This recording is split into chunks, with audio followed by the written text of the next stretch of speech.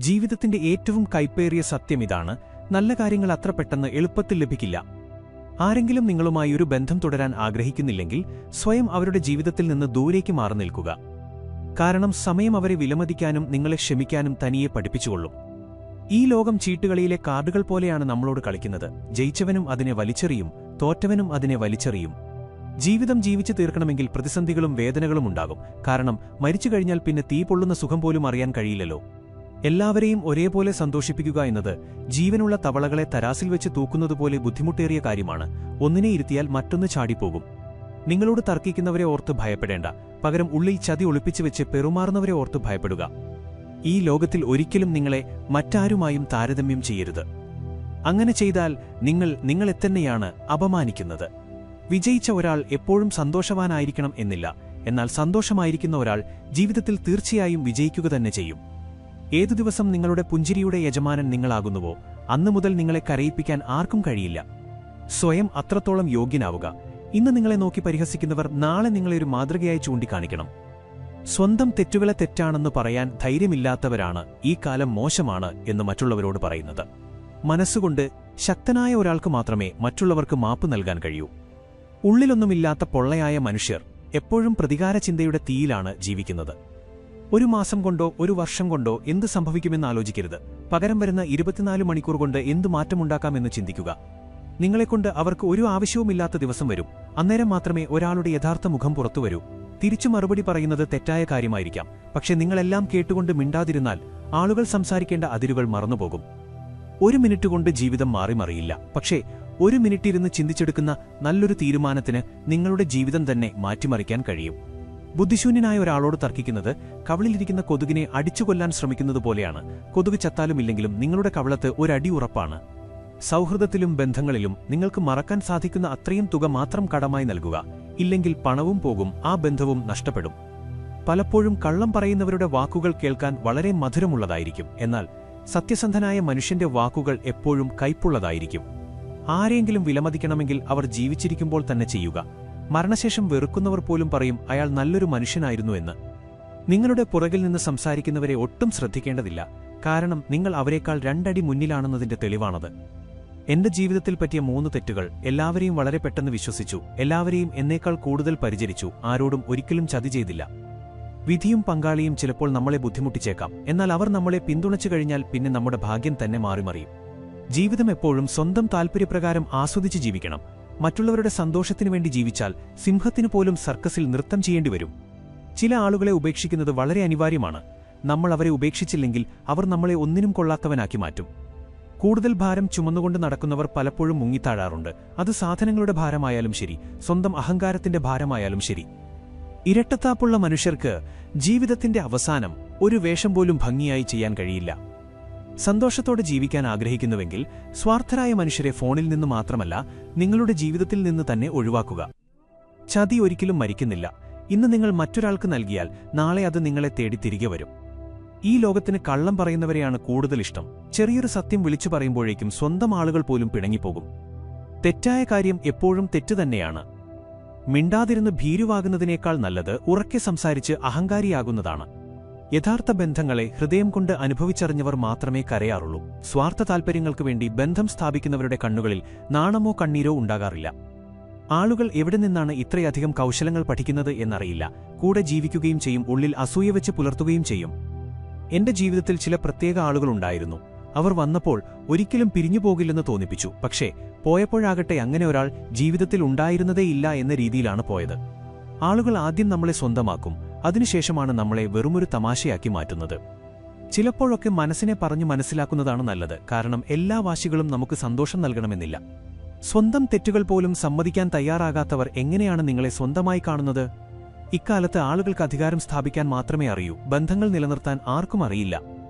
ജീവിതത്തിന്റെ അവസാന പേജിനായി ഞാൻ കാത്തിരിക്കുകയാണ്. കാരണം കേട്ടിട്ടുണ്ട് കഥയുടെ അവസാനമെല്ലാം ശുഭമായി കലാശിക്കുമെന്ന്.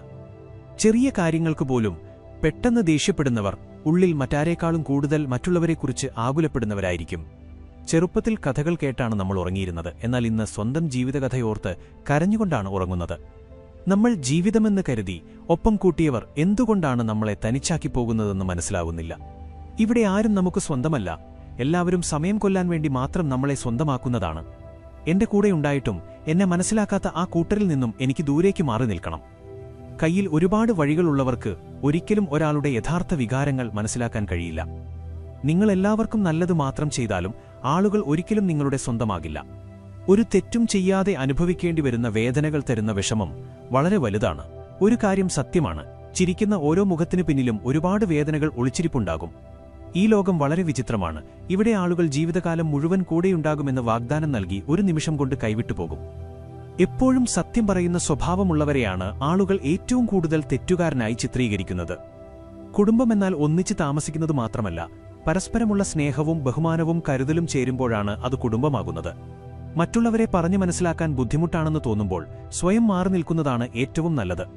നിങ്ങളുടെ മോശം സമയങ്ങളിൽ കൂടെ നിന്ന ആ മനുഷ്യനെ ജീവിതത്തിൽ ഒരിക്കലും മറക്കരുത്. വിധിയും സാഹചര്യങ്ങളും ഒരുപോലെ കൂടെയില്ലാത്തപ്പോൾ നമ്മുടെ മുന്നിൽ ഒരു യോഗ്യതയുമില്ലാത്തവരുടെ വാക്കുപോലും നമ്മൾ കേൾക്കേണ്ടിവരും. എല്ലാം ക്ഷമിക്കാൻ പഠിച്ചൊരു മനുഷ്യനെ തോൽപ്പിക്കാൻ ഈ ലോകത്താർക്കും കഴിയില്ല. ഒരിക്കലും മറ്റുള്ളവരുടെ ഹൃദയം വേദനിപ്പിക്കുന്ന വാക്കുകൾ പറയരുത്. കാരണം സമയം കടന്നുപോകും, എന്നാൽ ആ വാക്കുകൾ ഉള്ളിലെന്നും അവശേഷിക്കും. ആരെയും അവരുടെ അവസ്ഥ കണ്ട് പരിഹസിക്കരുത്. കാരണം നമ്മുടെ സാഹചര്യം മാറിമറിയാൻ അധിക സമയം ആവശ്യമില്ല. എന്റെ കയ്യിൽ ഒന്നുമില്ലാതിരുന്ന കാലത്തും എന്റെ കൂടെ നിന്ന ചില നല്ല മനുഷ്യരെ ഞാൻ സമ്പാദിച്ചിട്ടുണ്ട്. ഒറ്റയ്ക്ക് ജീവിക്കാനുള്ള വിദ്യ പഠിച്ചെടുത്തവരാണ് ഈ ജീവിതത്തിൽ ഏറ്റവും കൂടുതൽ സന്തോഷിക്കുന്നത്. നിങ്ങൾ ഏത് സാഹചര്യത്തിലാണ് ജീവിക്കുന്നത് എന്നോർത്ത് ഇവിടെ ആർക്കും ഒരു വിഷമവുമില്ല. നിങ്ങളുടെ സാഹചര്യം നിങ്ങൾ തന്നെ മാറ്റിയെഴുതണം. ഈ ലോകത്തിലെ ഒരു ശക്തിക്കും നിങ്ങളുടെ മനസ്സിന്റെ സമാധാനം കെടുത്താൻ കഴിയില്ല എന്ന് നിങ്ങൾ സ്വയം ഉറപ്പു നൽകുക. ഒരാളുടെ ജീവിതത്തിൽ നിങ്ങൾക്ക് പകരമായി മറ്റൊരാൾ വന്നുകഴിഞ്ഞാൽ അവിടെ നിന്നും മാന്യമായി പിന്മാറുന്നതാണ് നല്ലത്. പലപ്പോഴും നമ്മളേറെ ആശ്വാസം കണ്ടെത്തിയ ബന്ധങ്ങൾ തന്നെയാണ് പിന്നീട് നമ്മളെ ഏറ്റവും കൂടുതൽ തളർത്തുന്നത്. മറ്റുള്ളവരുടെ വളർച്ച കണ്ട് അസൂയപ്പെടുന്നവന്റെ രോഗത്തിന് ഈ ലോകത്തൊരു മരുന്നുമില്ല. നഷ്ടപ്പെടാൻ ഇനിയൊന്നും ബാക്കിയില്ലാത്ത മനുഷ്യർ ഉള്ളിൽ അത്രമേൽ ശക്തരായിരിക്കും. എല്ലാവരുടെയും ആകാൻ ശ്രമിക്കുന്നവർക്ക് ഒരിക്കലും ഒരാളുടെ മാത്രമാകാൻ കഴിയില്ല. ചില ബന്ധങ്ങൾ തകർന്നു പോയേക്കാം, എന്നാൽ അവ ഒരിക്കലും ഉള്ളിൽ നിന്ന് അവസാനിക്കില്ല. ചില തെറ്റുകൾക്ക് മാപ്പ് കൊടുക്കുക എന്നത് നിങ്ങൾ ചെയ്യുന്ന ഏറ്റവും വലിയ തെറ്റായിരിക്കും. നല്ല മനുഷ്യരുടെ ഒരേയൊരു ശാപം ഇതാണ്: അവർ എല്ലാവരെയും നല്ലവരായി മാത്രം കാണുന്നു. നിങ്ങൾ ആരെയാണോ ജീവനേക്കാൾ കൂടുതൽ സ്നേഹിക്കുന്നത്, ആ വ്യക്തി തന്നെയായിരിക്കും നിങ്ങൾക്ക് ഏറ്റവും വലിയ മുറിവ് സമ്മാനിക്കുന്നത്. ആഴത്തിലുള്ള കാര്യങ്ങൾ മനസ്സിലാക്കാൻ ഉള്ളിൽ ആഴം വേണം. ആ ആഴമുണ്ടാകുന്നത് ജീവിതത്തിൽ ഒരുപാട് മുറിവുകൾ ഏറ്റുവാങ്ങിയവർക്ക് മാത്രമാണ്. നമ്മുടെ ചിന്തകൾ മനോഹരമാണെങ്കിൽ ചുറ്റുമുള്ളതെല്ലാം മനോഹരമായി തോന്നും. ശരീരം മനോഹരമല്ലെങ്കിലും നമ്മുടെ വാക്കുകൾ മനോഹരമായിരിക്കണം. കാരണം ആളുകൾ മുഖം മറന്നേക്കാം, പക്ഷേ വാക്കുകൾ ഒരിക്കലും മറക്കില്ല. വ്യാജമായ സത്യപ്രസ്താവനകൾ കൊണ്ട് മനുഷ്യൻ മരിക്കില്ലായിരിക്കാം, പക്ഷേ അവനിലുള്ള വിശ്വാസം തീർച്ചയായും മരിച്ചുപോകും. എനിക്ക് മറ്റുള്ളവർക്ക് മാപ്പ് നൽകാനറിയാം, പക്ഷേ അവരെ വീണ്ടും എന്റെ ഹൃദയത്തിൽ പ്രതിഷ്ഠിക്കാൻ എനിക്ക് കഴിയില്ല. ഇന്നത്തെ കാലത്ത് നല്ല ഹൃദയമുള്ളവനായിരിക്കുക എന്നതും ഒരു കുറ്റമാണ്. കാരണം ഇവിടെ എല്ലാവരും മറ്റുള്ളവരെ എങ്ങനെ ചൂഷണം ചെയ്യാം എന്നു മാത്രമാണ് ചിന്തിക്കുന്നത്. ചെറുതാണെങ്കിലും നിങ്ങൾക്കായി ഈ ലോകത്തൊരു സ്വന്തം വിലാസമുണ്ടാക്കിയെടുക്കുക. നിങ്ങളുടെ മടിയെ ഇന്നു മുതൽ തന്നെ മാറ്റിവെക്കാൻ തുടങ്ങുക. ഇല്ലെങ്കിൽ അത് പതുക്കെ പതുക്കെ നിങ്ങളെ നശിപ്പിച്ചു കളയും. നിങ്ങൾക്ക് വിജയത്തിന്റെ വാതിലിൽ എത്തിച്ചേരണമെങ്കിൽ കഠിനാധ്വാനത്തിന്റെ താക്കോൽ തിരിക്കുക തന്നെ വേണം.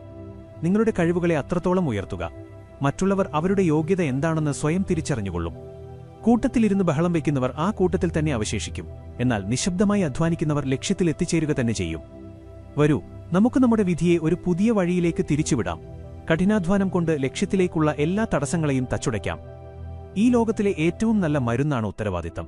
അതൊരിക്കൽ ഏറ്റെടുത്താൽ ജീവിതകാലം മുഴുവൻ നിങ്ങളെ തളരാൻ അനുവദിക്കില്ല. മോശം സാഹചര്യങ്ങളിലും നല്ല രീതിയിൽ ചിന്തിക്കുന്ന ഒരാളെ വിജയത്തിൽ നിന്നും തടയാൻ ആർക്കും കഴിയില്ല.